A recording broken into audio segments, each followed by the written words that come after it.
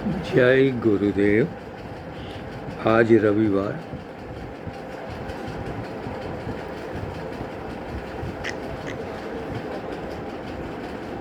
तारीख 6/6/21 दशम स्कंद पाठ नंबर 8। कल देवों ने आके भगवान की स्तुति की। उसका पहला श्लोक सत्यव्रतम सत्य परम सत्यम की चर्चा की थी। विद्वान लोग कहते हैं विद्यावताम भागवते परीक्षा। जो विद्वान लोग है उसकी भागवत में परीक्षा होती है, और ऐसे बहुत श्लोक है। उसमें से जो एक है वो ये दशम स्कंद के द्वितीय अध्याय का 27वां श्लोक। वो कह रहे हैं एकायनोऽसौ द्विफल स्त्रीमूल चतुरस पंचविध षडात्मा सप्तत्वग अष्टविटपो नवाक्षो दशच्छदि द्वि खगो आदि वृक्ष। यहाँ संसार को आदि वृक्ष बताया है। जैसे हम जानते हैं 15वें अध्याय में ऊर्ध्वमूलमधशाखम अश्वत्थम प्राहुरव्ययम कहकर ऊपर जिसका मूल है, शाखा नीचे है, ऐसा ये संसार रूपी वृक्ष है, ऐसा भगवान ने वहाँ कहा है। अब यहाँ देवता भगवान के लिए कह रहे हैं कि एकायन, एक जिसका आयन यानी आश्रय स्थान है वो है प्रकृति। ये आदि वृक्ष है। वो कैसा है कि उसका एक ही आश्रय स्थान प्रकृति है।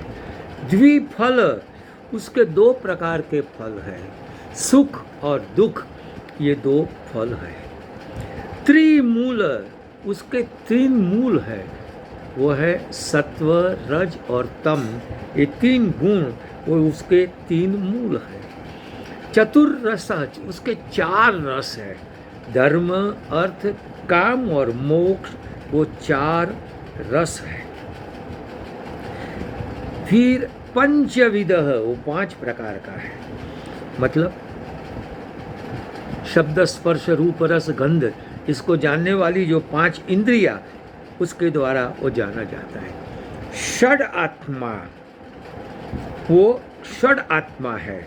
यहाँ जरा समझिए, जिसके 6 कोश या 6 उर्मियाँ, उसका आत्मा है।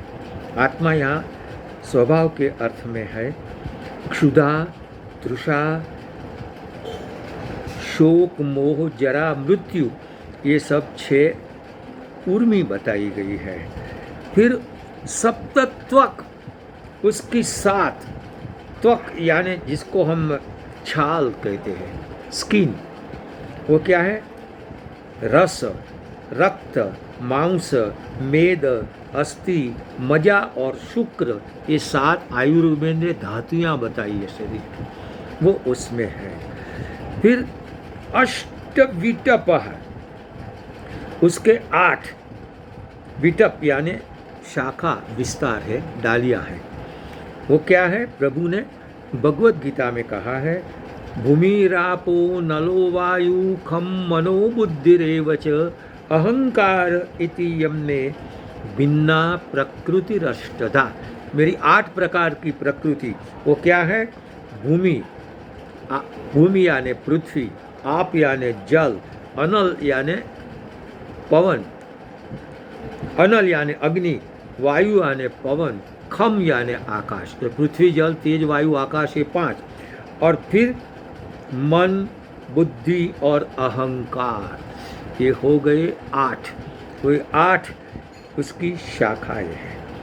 आगे कहता है नवाक्ष, 2 चक्षु, 2 कर्ण, 2 नासिका, मुख और नीचे के 2 द्वार, ये सब 9 द्वार। और हमारा देह को भी नवद्वारपुर ऐसा कहा गया है। वो उसकी छिद्र है। दशच्छदी उसके जो 10 है वो उसके प्राण रूप पर्ण है। पर्ण यानी पान, वो क्या है? 10 प्राण। हम पान, अपान, व्यान, समान, उदान, ये 5 प्राण को जानते हैं। आगे है नाग, कूर्म, कृकल, देवदत्त और धनंजय, ये दूसरे 5 नाम है। तो सब मिलकर 10 होते हैं। वो 10 उसको प्राण है। उसमें 2 खग है। 2 क्या है? पक्षी है। वो वेदों में आता है, द्वासुपर्णा सयुजा सखाया समानम वृक्षम परिशस्व जाते। 2 सुपर्ण, सुंदर पांख वाले यानी पक्षी एक ही वृक्ष पर बैठे हैं। एक उसके फल खाता है और दूसरा केवल उसको देखता है। तो यहाँ जीव और ईश्वर की बात है। जीव एक पक्षी है जो उसके संसार वृक्ष के फल को खाता है और फिर सुख दुख का भोगता होता है, और ईश्वर जो है वो उससे परे है। तो इस प्रकार ये आदि वृक्ष है। आश्चर्य है, 1 2 3 4 5 6 7 8 9 10 चीज़ उसमें बता दी। यही भागवत की विशेषता है, और ये सब विवेचन मैंने श्रीधर भगवान की टीका के आधार पर ही किया है। तो हम आगे कह रहे हैं, त्वमेव अस्य सतप्रसूति त्वं सन्निधानं त्वम् अनुग्रहस्य त्वन्मायया संवृतचेतसस्त्वं पश्यन्ति नाना न विपश्चितो। प्रभु सत्स्वरूप आप है और एक जगत का आप श्रेष्ठ उत्पत्ति कारण, लय कारण और उसका पालन का कारण आपकी माया के द्वारा, त्वन्मायया संवृत चेतन, आपकी माया के द्वारा जिसका चित्त ढक गया है वो आपको अनेक रूप में देखता है, किंतु न विपश्चिता। जो विद्वान है, जो बुद्धिमान है, वो जानते हैं आप केवल एक ही है। एक होते हुए भी अनेक है, अनेक होते हुए भी एक है। यही आपकी विशेषता है। सद्गुरुदेव ने इस बारे में बताया था, पहले भी कह चुका हूँ कि 2 आदमी खड़े हैं। एक कहता है वनम, सामने वन दिखता है, वो एक वचन है। दूसरा कहता है नहीं, वृक्षाहा, वहाँ अनेक वृक्ष है। अब दोनों सच बोल रहे हैं, कोई गलत नहीं बोल रहा। मैंने उसका आधुनिक उदाहरण दिया। लश्कर जा रहा है, एक आदमी कहता है आर्मी इज मार्चिंग, यानी सिंगुलर एक। दूसरा कहता है no, soldiers are marching, plural, अनेक।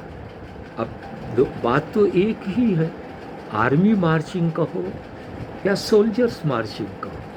उसी प्रकार एक देव कहो या अनेक देव कहो, एक वृक्ष कहो, अरे एक वन कहो या अनेक वृक्ष कहो, उसी प्रकार एक ब्रह्म कहो या अनेक देव कहो, उसमें कोई फर्क नहीं पड़ता है, सब एक ही है। एकत्वे सति नानात्वम, नानात्वे सति चैकता। एक होते हुए भी अनेक और अनेक होते हुए भी एक, ये इनकी विशेषता है। ये हमारे धर्म की भी विशेषता है। बिभर्षि रूपाण्यवबोध आत्मा क्षेमाय लोकस्य चराचरस्य स्वतोपपन्नानि सुखावहानि सताम भद्राणि मुहुःखलानाम्। आप क्या करते हैं? सज्जनों का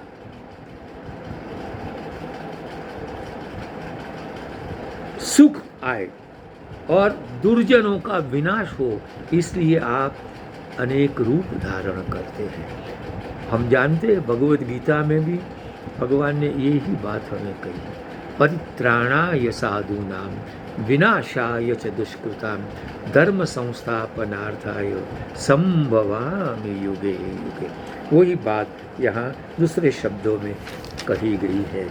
वो कहता है आगे, त्वं त्वयि अम्बुजाक्षा खिल सत्वधाम्नि समाधिनावेशित चेतसैके त्वत्पाद पोतेन महत्कृतेन कुर्वन्ति गोवत्स पदम भवाप्ति।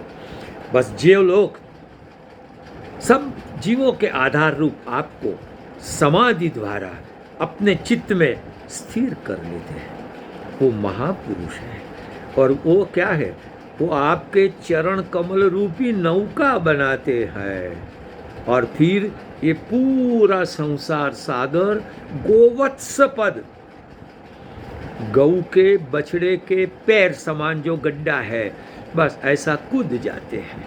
मतलब समाधि द्वारा प्रभु को आत्मसात करो, संसार रूपी सागर आपके लिए बछड़े का पैर जैसा छोटा सा ही हो जाएगा। स्तुति बहुत लंबी है, समय कर गया इनकार, इसलिए इसका कल करेंगे गुरु कृपा से विस्तार। आज करो गुरुदेव को नमस्कार। हरि ओम तस्सत्।